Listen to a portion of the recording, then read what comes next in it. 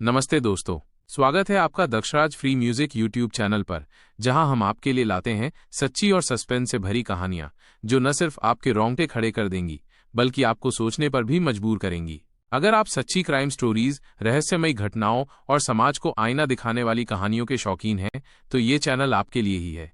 तो अभी subscribe button दबाइए, बेल आइकन ऑन कीजिए और हमारे साथ जुड़िए इस सनसनीखेज यात्रा में। आज हम आपके लिए लाए हैं हैदराबाद के मीरपेट में घटी एक ऐसी सच्ची कहानी जो आपकी रूह को झकझोर देगी। तो तैयार हो जाइए और चलिए शुरू करते हैं।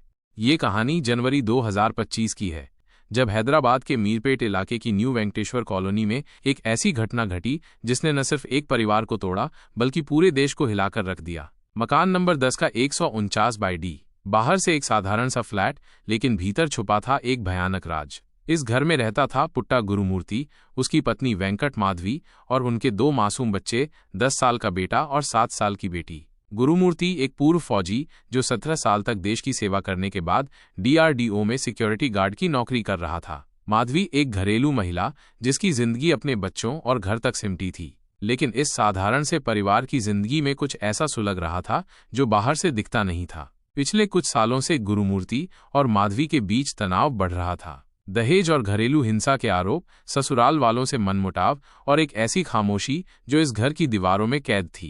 पड़ोसी बताते हैं कि ये परिवार अपनी दुनिया में सिमटा रहता था, ना मेलजोल, न त्योहारों में हिस्सा, न ही बच्चों का बाहर खेलना। जैसे यह घर एक अलग ही दुनिया थी, बोझिल और रहस्यमयी।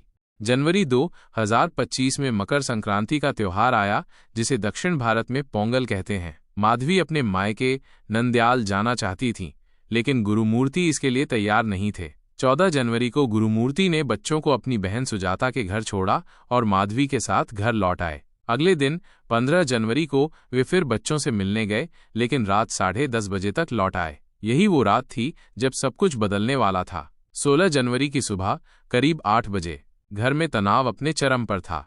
माधवी ने मायके जाने की बात फिर उठाई। बहस बढ़ी और गुरुमूर्ति का गुस्सा भड़क गया। उसने माधवी को थप्पड़ मारा। वो दीवार से टकराकर गिर पड़ी, लेकिन गुरुमूर्ति यहीं नहीं रुका। उसने उनका गला दबा दिया जब तक उनकी सांसें थम नहीं गईं। एक पल में सब शांत हो गया। कमरे में सन्नाटा था और माधवी की लाश फर्श पर पड़ी थी। गुरुमूर्ति को अब डर सताने लगा, नौकरी जाने का, जेल जाने का और बच्चों के अनाथ होने का। उसने फैसला किया कि वो इस अपराध को छुपाएगा। उसने शव को बाथरूम में ले जाकर रखा। फिर बिना किसी भाव के उसने माधवी के कपड़े उतारे और बेडरूम के बिस्तर पर फेंक दिए। रसोई से एक तेज धार वाला चाकू लिया और लाश के पास लौट आया। उसने पहले कंधों को काटा, फिर पैर, फिर हाथ और फिर इन्हें छोटे छोटे टुकड़ों में बांट दिया। ये दृश्य इतना भयावह था कि सुनकर ही रूह कांप जाए। इन टुकड़ों को उसने एक बाल्टी में डाला, फिर वाटर हीटर ऑन किया और टुकड़ों को उबालना शुरू किया, जैसे कोई सब्जी पका रहा हो। लेकिन यहाँ पक रहा था एक इंसान का मांस। हड्डियां पूरी तरह नहीं जलीं, तो उसने उन्हें पत्थर के बट्टे से कूटकर बारीक पाउडर बना दिया। इस पाउडर और जले हुए मांस को उसने पास की पेड्डा चेरुवो झील में बहा दिया। कुछ ठोस हड्डियों को काले प्लास्टिक में लपेटकर कचरे में डाल दिया। पूरे घर में जलते मांस की बदबू फैल गई थी। पड़ोसियों ने पूछा तो उसने कहा बिरयानी बना रहा था। सुबह 10 बजे से शाम 6 बजे तक वो अपने अपराध के निशान मिटाने में जुटा रहा। 18 जनवरी को माधवी की मां ने गुमशुदगी की शिकायत दर्ज की। पुलिस ने शुरू में इसे सामान्य विवाद माना, लेकिन जब माधवी का कोई सुराग नहीं मिला तो जांच तेज हुई। CCTV फुटेज में दिखा कि 15 जनवरी की रात को माधवी घर में दाखिल हुई थीं, लेकिन फिर कभी बाहर नहीं निकली। 28 जनवरी को पूछताछ में गुरुमूर्ति टूट गया और सच उगल दिया। पुलिस ने फोरेंसिक जांच शुरू की। बाथरूम में इंसानी त्वचा, चटाई पर खून और प्रेशर कुकर, मूसल जैसे औजार बरामद हुए।